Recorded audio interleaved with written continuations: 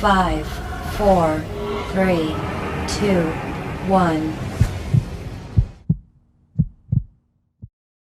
Ladies and gentlemen, welcome to BS361 destinations to Manila International Airport in Philippines. On behalf of your safety, please sit accordingly and fasten your seat belt. Thank you and enjoy your flight.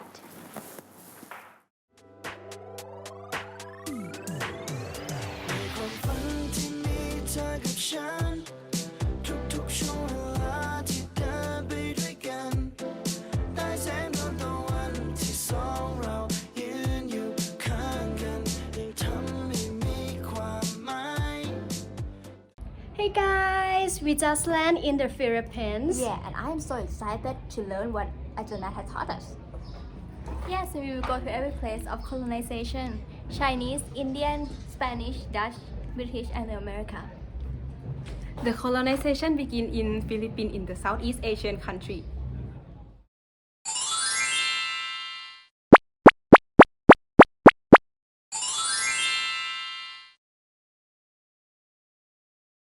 Briefly, let's talk about colonization. Colonization, by definition, is the control by one power over the dependent area or people.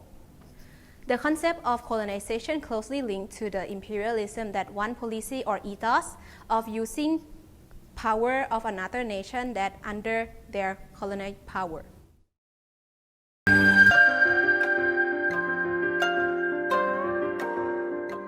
So the first thing that I would like to talk about is the Chinese colonial power. As I am here in the Chinatown of the Philippines, there are many Chinese architects, art, as we can see these, and culture of people, which come from the Chinese influence from the period of Spanish colonization time. For example, every Chinese New Year in the Philippines, many people were wearing the local costume, like this. And I believe that he can give more detail about the Chinese colonial power. Since the early 15th century, China and the Philippines were trading partners. During the Spanish colonizations, as Chinese merchants settled in Manila, their population grew rapidly because of the intermarriage between the Chinese and local Filipinos. Consequently, many locals converted to Catholic. The Chinese existence in the Philippines was seen as a threat to the Spanish colonial power, so they tried to massacre the Chinese. But then the Spanish could not reject the fact that Chinese had risen Philippines' economy and trade at its peak. The Chinese earned a living by trading silk, tobacco, and fruit. They became the wealthy class in society, which they created their own community, which was the first Chinatown called Binondo. Later, during the American colonization period, the Chinese were regarded as aliens living. However, their descendants were given the opportunity to choose whether to hold citizenship of either Chinese or Filipinos. After all, the relationship between Chinese and the Filipinos were going great. When the Japanese tried to occupy the Philippines, the Chinese fought against the Japanese alongside the Filipinos. When the Philippines was granted independence, the Chinese had helped to rebuild the nation. At the time, Chinese in the Philippines was considered not aliens anymore, as their long ancestry could trace back. From food to architecture, the Philippines is clearly influenced from the Chinese since the period of colonization until the present day.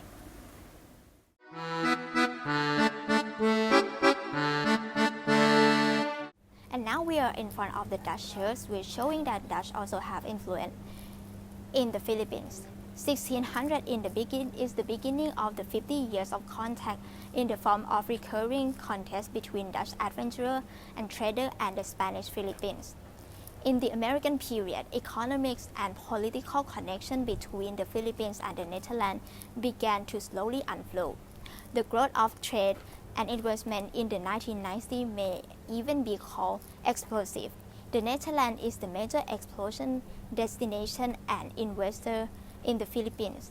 In the last quarter of the 20th century, thousands of Filipinos, mainly women, moved to the Netherlands. Many of them settled permanently, although smaller in magnitude. A counterflow to the Philippines of Dutch traders, businessmen, priests, development workers, and others developed during this period. In terms of tobacco and general merchandise traders, the Consul of the Netherlands given the negligible commercial contact in the 19th century.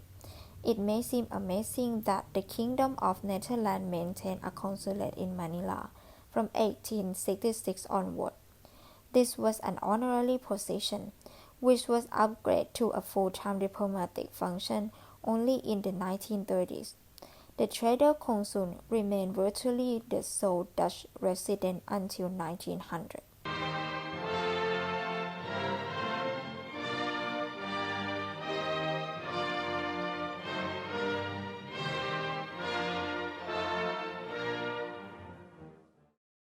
And here I am in front of the first view, which is remind me about the London Eye of the Britain. Okay, so to be talking about the British Empire occupied the Spanish colonial capital of Manila. The British wants to use Manila as an entry for trade in the regions, particularly with China. The British occupations aimed as a part of the peace settlement of the 7-Year War. As a war progressed, the neutral Spanish government became concerned that string of major French lords at the hand of the British were becoming a threat to Spanish interests.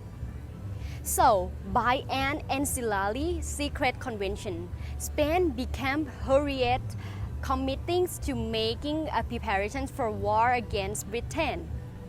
So, Britain first declared war against Spain on 4 July 1762, and in the same year, on the 18 January 1762. Spain influenced their own declarations of war against Britain.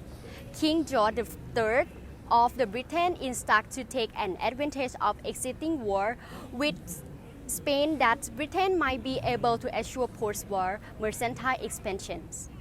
Next, the Manila was one of the most important trading cities in Asia during this period, and the British East India Company wants to extend its influence over the archipelago.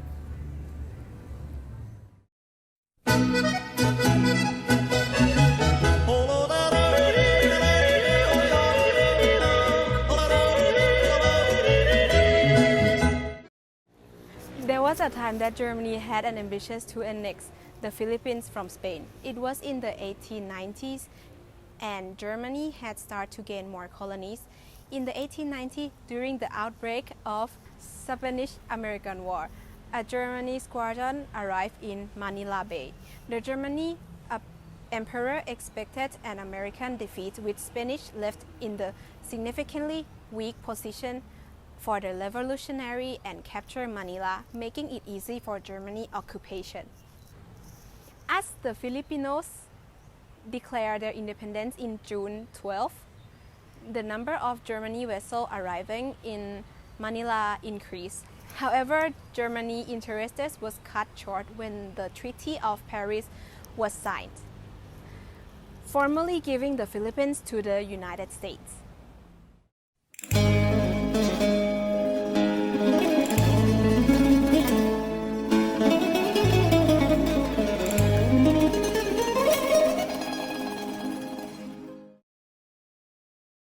Hispanic influence is based on indigenous and European tradition. Folk dance, music, and literature have remained intact in the 21st century. They were introduced from Spain and Mexico in the 16th century and can be regarded as largely Hispanic constitution, which have remained in the Philippines for centuries. The name of the Philippines comes from the King of Spain, King Philip II, which given by the Spanish explorer Luis Lopez. Throughout the colonial period, the name Filipinas or the Philippines was used and became the official name of the Philippines. The Philippines is largely a Roman Catholic country in a Buddhist Islamic bowl of Southeast Asia. Like Thailand, it has a troubled history with a minority Islamic people, although a heavily westernized population and culture. The Philippines is one of the two predominantly Roman Catholic countries in Asia. The other is East Timor. All major Roman Catholic holy holidays are observed as official national holiday in the Philippines. Spanish Mexican culture and Christianity has influenced the custom and traditions of the Philippines. Every year on the third Sunday of January, the Philippines celebrate the festival of Santo Nino, which the largest is held on Cebu City. The most common languages spoken inside the Philippines today are English and Filipino, which is based on Tagalog. Spanish was an official language of the country until the change of government in the 1987, which led to Spanish being dropped as an official language for political reasons.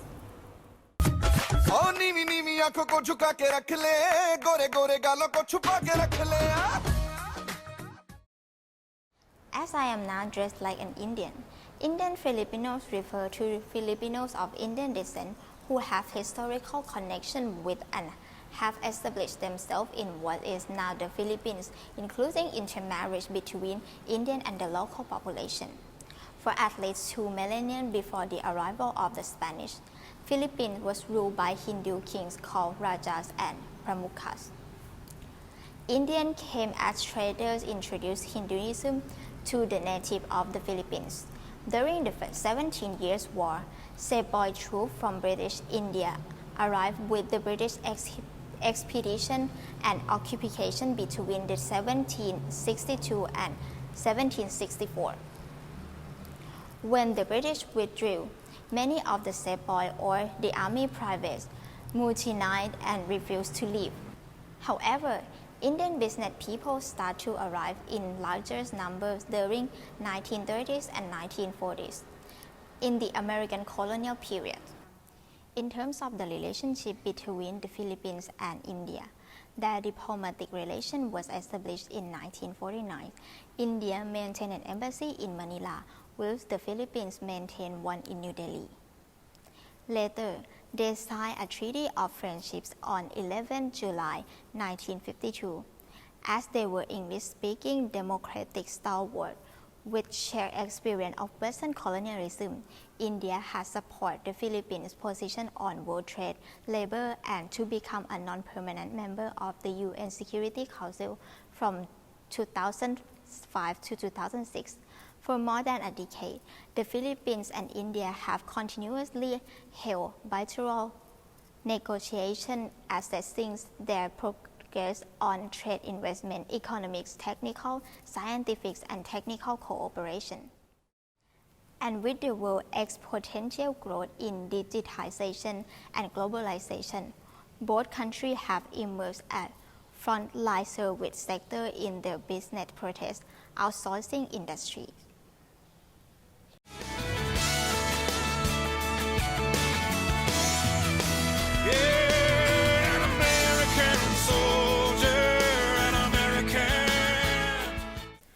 To talk about the Spanish-American War, the Americans' colonial power in Philippines start from the Spanish-American War.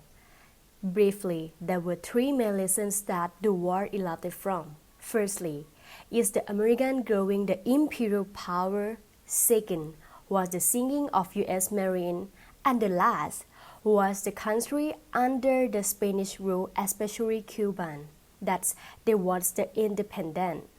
So, the first, we need to know that America didn't aim directly to Philippines, but to Cuba, along with the Philippines that they were under the Spanish rule. So, both want independence from Spain. To have a briefly information, the lessons from war were many, but there were two immediate one, which is the American support for the ongoing struggle for Cuban and Filipinos against Spanish rule, and the mysterious explosions of battleships U.S. Marine in Havana Harbor. Next is the Battle of Manila Bay in the 1st of May in 1898. It was the final battle of the war, the defeat of Spanish Pacific fleet by the U.S. Navy, the resulting in the fall of Philippines and contributing to the final U.S. victory in the Spanish-American War. Americans returned to Philippines in the Battle of Manila in 1945. It was the battle that fight over Japan's and US to claim the city of Manila. The result was the victory of American, but Manila, as known as once of the beautiful city, was completely a destruction after the battles. The Philippines Declaration of Independence in the 12th of June in 1898. It was the uprising rebellions of the intellectuals and the middle class began calling for independence. In 1832, the KKK Secret Revolutionary Society, political organization independence of the Philippines, who was a member, grew rapidly. They started the rebellions, and later, in 1897, there was the revolutionary were driven into the southeast of Manila. The leader like Aquinado see no ways of winning the Spanish, so they go negotiate the pact called the Pact of Bayagna-Bado, in exchange for financial compensations and a promise of reform in the Philippines. Aquinado and his general would accept exile in Hong Kong. The rebellion leader departed and the Philippine Revolution's temporality was at an end. Next, the Treaty of Paris. The Treaty of Paris signed on 10 of December in 1898. It was a peace agreement between Spain and United States that ended the Spanish-American War. Under the treaty, Cuba gained independence from Spain and the United States gained possession of Philippines. With these documents of the treaty, the U.S. bought the Philippines from Spain for $20 million and promised Philippines to practice their own sovereignty, but later, Philippines became colonized by America. In the World War I, the Philippines was dragged to World War I. It was the Great War as it was known before 1939, simply because United States joined the war in 1917.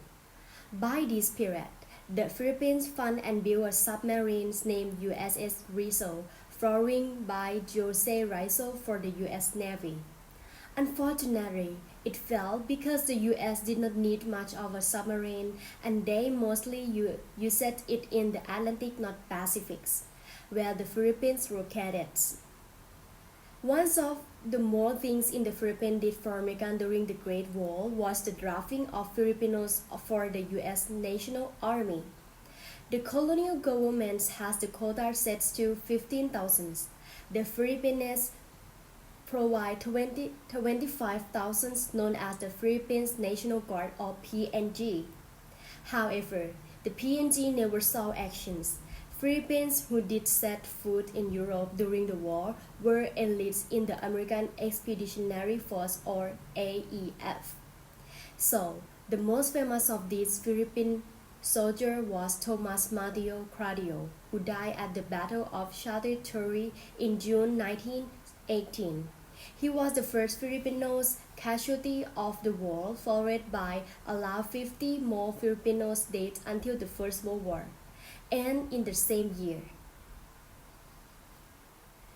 In the World War II, Japanese invaded the Philippines on the 8th of December in 1941. 10 hours after the attack of Pearl Harbor, the American aircraft were severely damaged in the initial Japanese attack. Manila, declared an open city to prevent its destruction, was occupied by the Japanese on January 2 in 1942. After a few months of difficult fighting with the Japanese, American General Douglas MacArthur escaped the Philippines on the night of 11th of March in 1942 to Australia. There remains 76,000 American and Filipino defenders. Eventually, surrendered on the 9th of April in 1942. The campaign came to conclusions on the 8th of May in 1942 with Japanese control over the Philippines. Fightings continued until Japan's formal surrender on the September of 2 in 1945, making the end of World War II. So, Philippines has suffered great loss of life and tremendous physical destruction by the time of the war. An estimated 1 million Filipinos has been killed from all causes. During the occupations, the Japanese military authority immediately began organizing a new government structure in the Philippines. The puppet republic was headed by President Jose Lovelace. The only political party allowed during the occupations was the Japanese organized Calibarby. Nonetheless, most of Philippines remained loyal to United States and war crimes committed by the force of the Empire of Japan against surrender Allied force, and civilians were documented. Throughout the Philippines, more than 1,000 women, some being under the age of 18, were imprisoned as comfort women given sexual slavery for Japanese military personnel. There were locations that the women were held, which they call a comfort stations, for example, Behe Napula. However, there was an extensive Philippine resistance movement which opposed the Japanese. They collaborated with active underground and guerrilla activity that increased over the year. Select units of resistance would go to be reorganized and equipped as units of the Philippines Army and Constabulary. The United States government officially grant payments and benefits to various ethnicities who have fought with the Allies by the war end. Some 277 separate guerrilla units make up 260,715 individuals were officially recognized and having fight in the resistance of the movement. The Philippines was under the American colonial power since the Treaty of Paris 1898. In 1943, or the period of World War II, there was a country that came to occupy the island, which was the Japanese. They intended to revenge and weaken America by occupying its colony like the Philippines. The Japanese set up a supposedly independent Philippine state by making the land elite who had collaborated with them in charge of the puppet government. There was the resistance group, which were the pro-America middle class and the pro-communist agrarian peasantry that fought the Japanese occupation force. After Japan surrendered, the U.S. reasserted control. Philippines were forced to sign the agreement to get the U.S. aids. Lastly, the U.S. finally granted the Philippines independence in July 4, 1946. The American Marshall Plan generously dispense funds of both military and economic to assist many countries devastated by war. The mini Marshall Plan was initiated by the U.S. for economic recovery of Philippines. The plan was officially called PAP, Philippine Assistance Plan. U.S. motivation was to pressure the Philippines for a new military base treaty beyond 1991 to 92. The Philippines was still remain as American ally during the developing of the Cold War. The Philippines and the United States signed a military assistance pact in March 1947. Also, the Philippines granted the United States a 99-year lease on designated military, naval, and air bases. This was later reduced into 25-year period. Philippines at the time of Cold War was under the dictatorship of New Society movement, a Philippine nationalist party leader named Ferdinand Marcos, which during his presidency he was accused of being corrupted and brutal. That in 1983, Marcos' old political opponent Benigno Aquino Jr. or Ninoy returned from exile and was assassinated by a military agent of Marcos as soon as he landed on Manila. The political assassination triggered the widespread of anti-Marcos protests, like the communist rebellions such as CPP or Communist Party of the Philippines and the NPA, New People Army, which seek to overthrow the Philippine government in favor of a new state led by the working class and to expel U.S. influence from the Philippines. And another protest was led by the widow of Ninoy, named Corazon Aquino, that became the leader of People Power Revolution to protest against Marcos, and was convinced to run against Marcos and won in the election of February 1986. The Vietnam War was used by the U.S. to continue involving with the Philippines' sovereignty and used as the bargaining chip to keep the Marcos dictatorship in power. The Philippines was initially aligned with the South Vietnam and provide them humanitarian aid like doctor, nutritionist, and nurse, as well as engineering in the Vietnam War. During the fall of Saigon, the Philippines was one of the first countries that opened the border to welcome the refugees of the Vietnam. However, before the fall of Saigon, the Philippines was already preparing to establish relations with North Vietnamese. Yet, the communist takeover of Cambodia and the impending defeat of South Vietnamese force led Manila to establish ties with Hanoi. The move was not seen as surprising as it was in line with Marcos' foreign policy to strengthen ties with socialist states in order to broaden economic and trade ties. China sees itself as a growing power that has a right to further its interests in its own backyard, just as Western powers have done for centuries. Beijing considers the South China Sea an area of traditional Chinese influence and see its control as a way to assert greater power over the region, as their naval force have grown more aggressively at the present. As South China Sea is the West Philippine Sea, Chinese claim their property rights to the island and corals at the territory of the South China Sea. In terms of the Spratly Island, territorial were between China and the Philippines. The Filipinos call it Kalayan or freedom. It triggered the issue concerning the ownership of the island, which China claimed the whole island belonged to them. The island lies just over 100 miles from the Philippines, but 1,000 miles from China.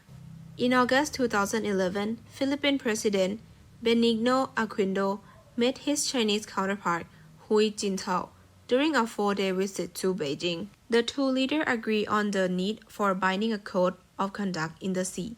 Aquino told Hu Jintao of his wish that the territorial dispute be settled with a regional solution. Also, there was this incident that the Philippine fishing boat was allegedly sunk by the Chinese vessel, which led to 22 Filipino crew members strangled at the sea near Spratly Island, South China Sea. Later, were rescued by the Vietnam fishing vessel. However, the Filipino came out to protest, not allowing the Chinese fishing vessel anywhere near their island territory, and declared the Philippines government to do something.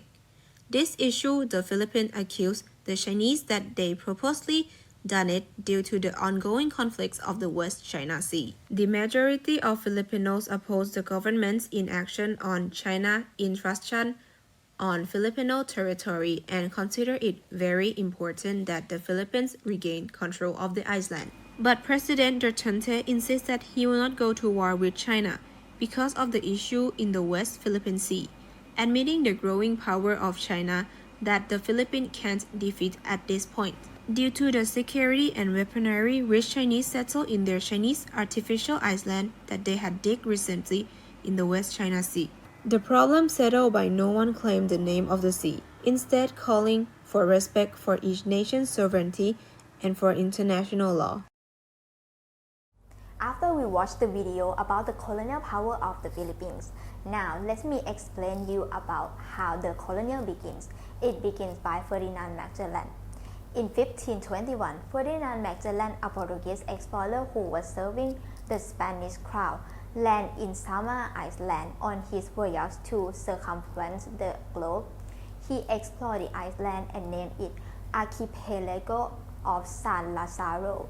Unfortunately, Magellan was killed during a rebellion led by a Datu named Lapu-Lapu in Mactan Island.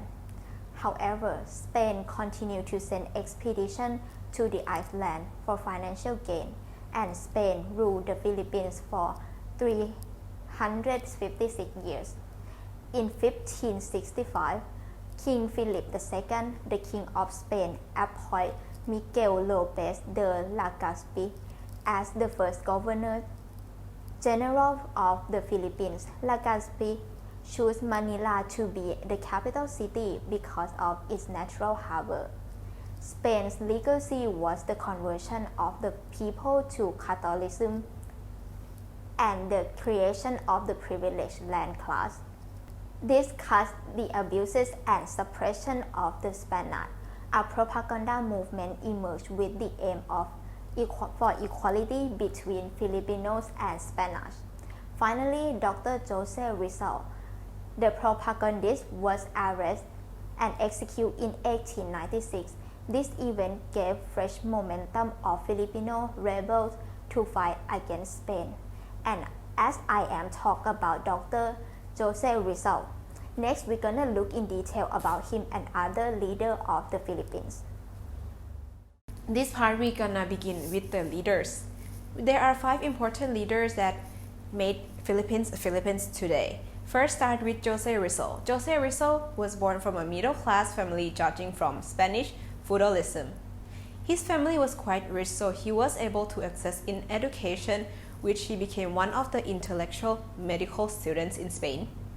Throughout his life, he had witnessed the suffering of Filipinos under the colonial power of Spain, which led him to write the book named Noemi Tangeri, which condemned the Catholic Church in Philippines for its promotion of Spanish colonialism. And the next book that he wrote is The Range of Greeds.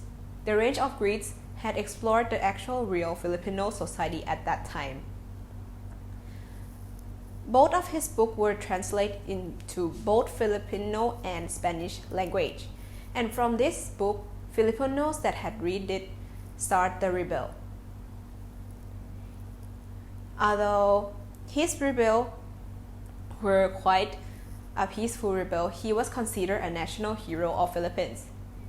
However, he was executed and shot, which made him a martyr of Philippine Revolution, and he was accused of being a traitor and rebellion.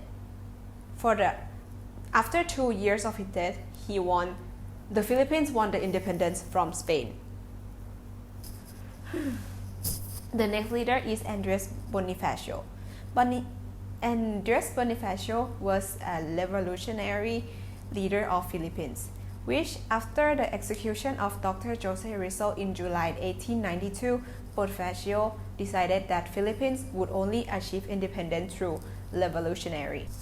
On July 7, he founded the secret society named Katipunan or KKK, which opened both peasants and middle class to access, that employed Masonic ritual to impact an air of sacred mystery.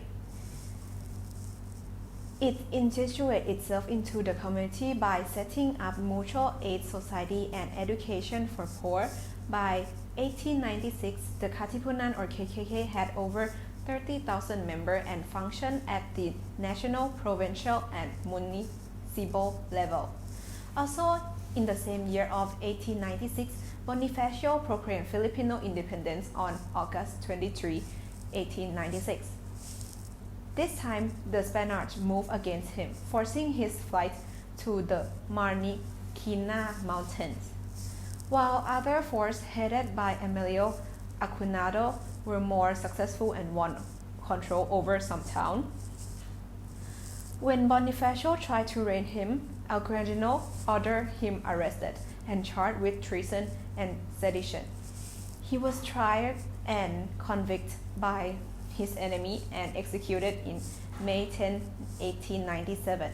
Today, he was regarded as national hero as well. The next leader is Emilio Aguinaldo. Aguinaldo was the member of KKK with Bonifacio. Aguinaldo arrested Bonifacio, imprisoned, and eventually executed him on May 10, 1897. After Bonifacio's death, he led the KKK, and eventually the group was forced to retreat into the mountain in the face of Spanish attack. Ultimately, he entered into an accord with the Spaniards, agreeing to exile to Hong Kong in exchange for 400,000 pesos, referred to the Pact of Piagna-Bato. Soon after his arrival there, Aguinaldo purchased the weapons his troops would require to continue the struggles.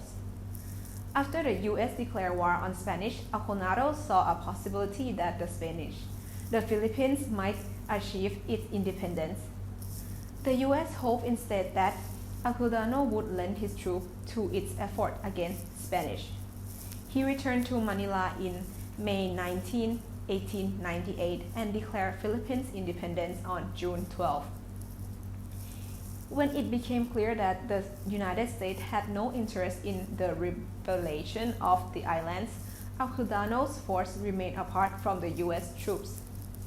On January 1, 1899, following the meeting of the Constitutional Convention, Alcudano was proclaimed President of the Philippines Republic.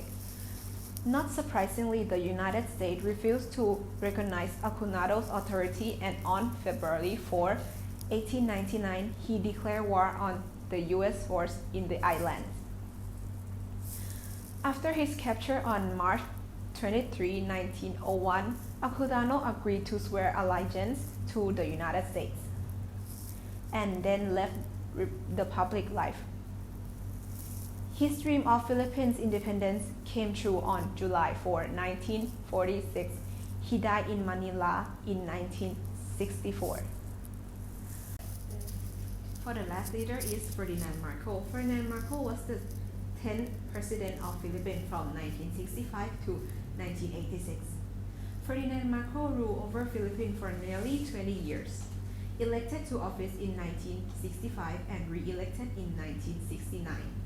He retained his hold on power by declaring martial law in 1972, with full support from Washington.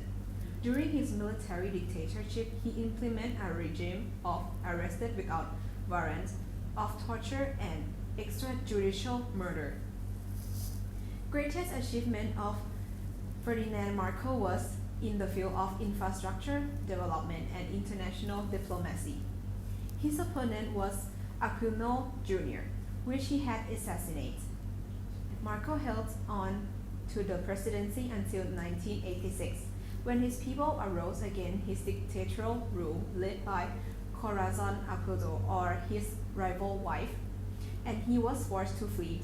He died on September 28, 1989, in exile in Honolulu, Hawaii. As we already mentioned about Bonifacio and Alcudano, the leader of the KKK movement, now we're gonna take a look about the two propaganda movement in the Philippines. The Kapunan or KKK was started by Andres Bonifacio. The purpose of this group was to gain reform through peaceful means at first, but after witnessing the assassination of the national hero like Jose Rizal, Bonifacio was convinced that the only way of the Philippines' independence was through the revolution. The other movement is Moro Islamic Liberation Front, or MILF. It is the largest militant organization in the Philippines and seeks autonomy for Filipino Muslims. In 1977, organization split to MNLF, or Moro National Liberal Front. The MILF control the territory of southern Philippines. They want to separate from the Philippines, having independent state for their group, Moros.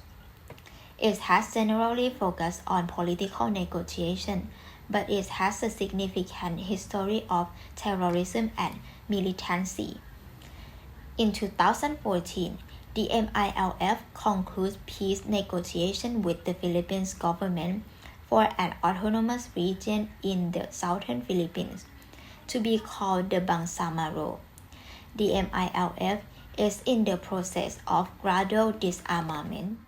Next, we're gonna look how other countries influence the culture of the Philippines. Let's start with India. According to the National Geographic DNA study, 3% of the average Filipinos' genes are South Asian origin. In 2016, there are over 50,000 Punjabi Indian alone in the Philippines, not including illegal Indian Punjabi immigrants and other Indian ethnic groups in the Philippines.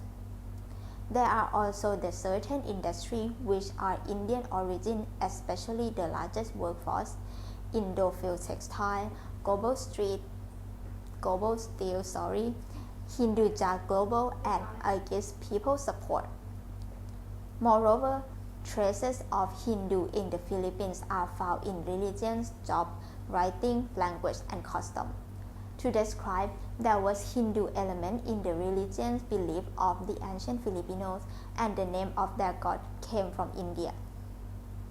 For example, Batala, the supreme god of the pre-Spanish Tagalogs, is identified as Indra, the shape of the Vedic god, resemble the Hindu trinity of God, Brahma, Vishnu, and Shiva. In terms of the textiles, the sarong and the putong of ancient Filipino are from India. For about literature, popular Filipino epics like Daragan, Indraprata, At Suleiman, Lam-ang, Ibalon, and Hat and Alim was inspired by Mahapatara and other Hindu epics. Spain's cultural influence in terms of the religions. The Philippines is one of two predominantly Roman Catholic countries in Asia, apart from East Timor. About 90% of the population are Catholics, about 5% are Muslim, and 5% practice other religions, and those with no religions. All major Roman Catholic holidays are observed as official national holidays in the Philippines. Spanish, Mexican culture, and Christianity has also influenced the custom and tradition of the Philippines. For language, the most common language spoken in the Philippines today are English and Filipino, which is based on Tagalog. Spanish was an official language of the country until the change of government in 1987, which led to Spanish being dropped an official language for political reasons. The Spanish spoken in the Philippines today has a great affinity with Mexican Spanish. Filipino Spanish contains many Mexican Spanish loanwords of Nahuatl origin, which were first incorporated into Mexican Spanish and which do not exist in European Spanish. Various Filipino languages have significantly assimilated aspects of the Spanish language and contain thousands of loanwords, numerous words, and some grammatical concepts of the Spanish vocabulary are used in Chavacano, Cebuano, Tagalog, Bicolano, and Ilocano. In terms of festivities and holidays, the 1st of January is a New Year's Day as every country around the world. And every year on the 3rd Sunday of January, the Philippines celebrated the festival of the Santo Niño or Holiday Child Jesus, which held in Cebu City.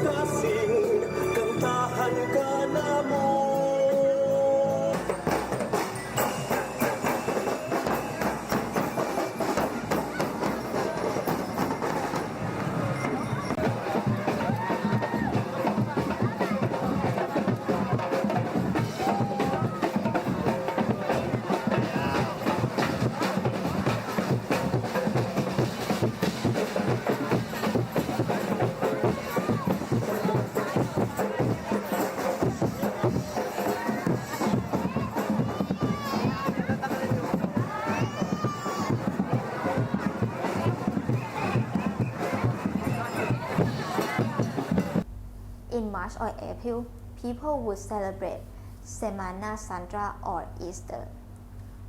31st October to 2 November is the Day of the Dead, All Souls Days and All Saints Day, where families spend much of their 3 days and 3 evenings visiting their ancestral grave, showing respect and honoring the departed relative by feasting, decorating and offering prayer.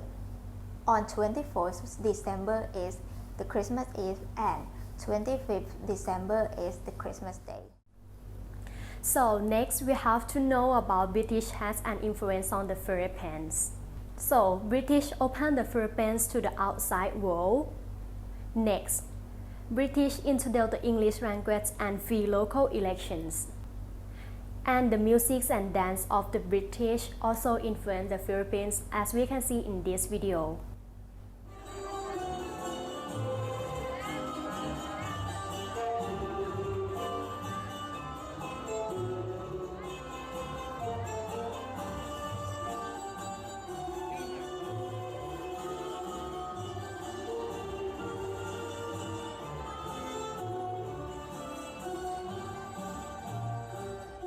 Next, the some social custom came from the British, like the picture in this slide. Also, the British taught Filipinos to have to shake hands in the public. So, we have to learn about that Americans has an influence on the Philippines. The English language that Americans have an influence on the Philippines, that English as the second national language in the Philippines, because it influenced the Tagalog language, like Philippines people were speaking Tangis, which is mean the Tagalog combined with the English language. It's like mixing English word with the Tagalog. For example, cake, cookie, computer, X-ray, biscuits. So the clothing also of the American also have an influence of the Philippines, like American clothing on the Filipino culture. For example, as we can see in this picture, the polo shirt, tennis shoe, the short skirt, the dress, high heel, something like this picture. And also the food. American restaurants popular in the Philippines, for example, McDonald's, KFC, Dunkin' Donuts, and Starbucks.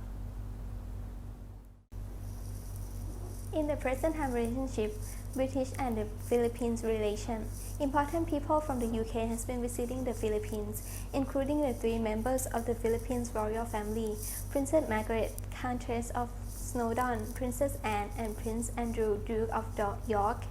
Moreover, members of the British Parliament had visited, including the British Foreign Secretary, Sir Geoffrey Howe, and British Foreign Secretary Philip Hammond visit in 1986, 1988, and 2016 in order. Filipino Foreign Secretary became the first Philippines minister to visit Britain in 1989. The UK is currently the largest European investor in the Philippines, which having the tourists about 90,000 yearly. British helped the Filipinos in many ways. The UK government also spent in the region of £2 million per year of funding to facilitate scientific collaboration with the Philippines. The UK provided more than £70 million of humanitarian aid to Philippines during Typhoon Haiyan. In cases of military relations, the Philippines sided with the Allies in the Second World War together with Great Britain. The UK plays an important part in Mindanao peace process. The Philippines airport also designed by British company. For the US and Philippines relation, US assistance to Philippines in many ways. The US government's goal in the Philippines are to strengthen democratic governance and support government effort to promote inclusive development and contribute to security and development cooperation in Indo-Pacific. The U.S. gave Navy support to the Philippines issue on the West Philippine Sea to save the Philippines' property claim and international waterway from the ownership of China that claimed the whole sea was theirs. The US sent the Navy to sea in order to threaten the Chinese spreading power throughout the surrounding countries of the sea. About the war on drugs. Drug war refers to the drug policy of Duterte, which aimed at the neutralization of illegal drug personalities nationwide. The people who become the suspect are both the users and dealers. By the time Trump visited Manila in 2017, about 4,000 people were killed under this policy. By November 2018, about 5,000 suspect drug users and dealers died during the police operation, according to the Philippine Drug Enforcement Agency. But this does not include the thousands of others killed by unidentified gunmen. Masked men, violent drug busts, and thousands murdered. Sounds like an episode from Narcos, right? But it isn't. This human rights crisis is happening in the Philippines. I will kill it. I will take the law into my own hands. It's been a bloody year and a half in the Philippines. The country took on a 5-month-long militant insurgency and is fighting a violent war on drugs. And this man is at the center of it all. There's a 3 million drug addict. I'd be happy to slaughter him. When Rodrigo Duterte ran for the presidency in 2016, he promised to eradicate the country's drug problem. And when he won in June 2016, his war began.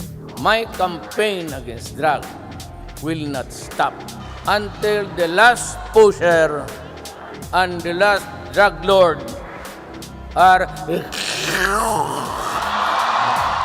The Philippines has been facing a massive drug epidemic, with millions of addicts, a growing methamphetamine crisis, and drug-related crimes wreaking havoc throughout the country. So when Duterte ran for office, his promise to fight drugs was welcomed by many Filipinos. I will not allow these idiots to run the show. Not during my watch. But the self-proclaimed killer strategy is brutal. He's threatened to kill everybody involved in drugs and has given police and civilians the green light to kill anyone they know is either a seller or user. As soon as Duterte came to power, hundreds of dead bodies, including children, started appearing on the streets, with signs beside them saying drug pusher, user, or rapist. Masked men and police are reportedly going around gunning down people who they suspect are involved in drugs. Some of the bodies show signs of torture and suffocation, and some witnesses say people were being slaughtered like animals. But many families say their relatives were murdered despite having no connection to drugs. Police reportedly execute suspects and plant drugs on them before taking their photographs. In total, almost 14,000 people have been killed since Duterte's anti-drug war kicked off. Roughly 4,000 of those were killed by police, and thousands of other murders remain unsolved. Makapatay lang tayo ng mga another 32 every day, then maybe we can reduce what ails this country. And even though execution for drug-related offences is a violation of international law, not a single police officer has been held to account for any of the crimes committed. Sounds horrible, right? But to many, the violent nature of Duterte's war on drugs didn't come as a surprise. Ngayon, kung ako ang i-demanda ninyong patayan, i-demanda ninyo ako, patayin ko rin kayo. During his time as mayor of Davao, Duterte sanctioned death squads and ordered executions and was subsequently dubbed the Punisher. So it was predictable to many how he would wage a war on drugs once president. Human rights groups question the effectiveness of Duterte's violent anti-drug campaign and are worried that it has turned the country into an even more dangerous place. But aside from human rights groups and the EU, Duterte has received little to no international condemnation against his wrongdoing. I really don't give The 72-year-old does have one fan in the West. Rodrigo, I would like to commend you on your success. Duterte might be a self-proclaimed killer and human rights disaster, but he's just following through with what he said he would do if elected. Millions of people in the Philippines continue to support him and his anti-drug war, and regard him as a man of action who's more committed to the country than any past leader. Many reportedly even feel safer under his watch and don't mind that he's using excessive force to cleanse the country of drugs. I do not have any master except the Filipino people. So, is Duterte's war on drugs saving the Philippines or only driving it towards more chaos?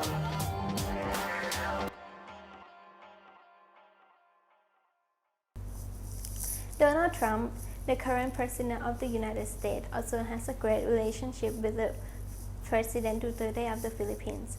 After a highly anticipated meeting in Manila in 2017, based on BBC, at their private meeting, Trump reportedly told Duterte that, "I just wanted to congratulate you because I am hearing about the unbelievable job on the drug problem. Many countries have the problem.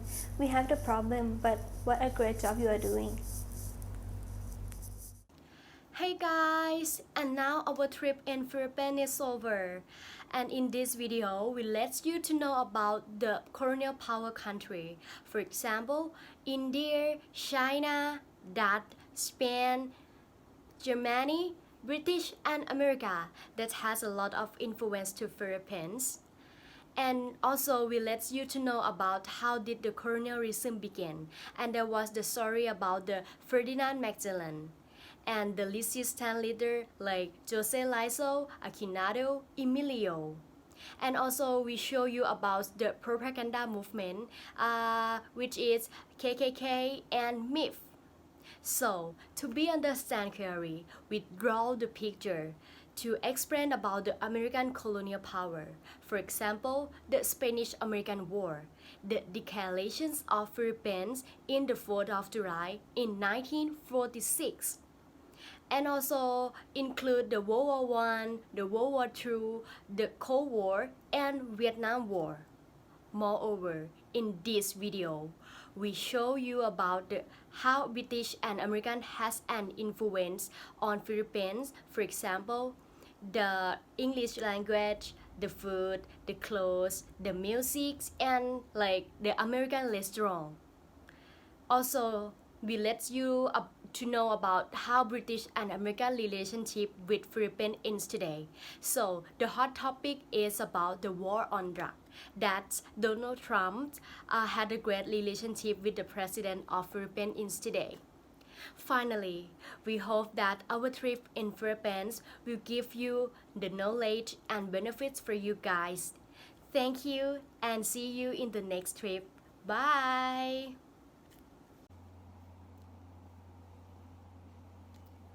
Ladies and gentlemen, on behalf of BAS Ally and the crew, I would like to say thank you for joining us on this trip.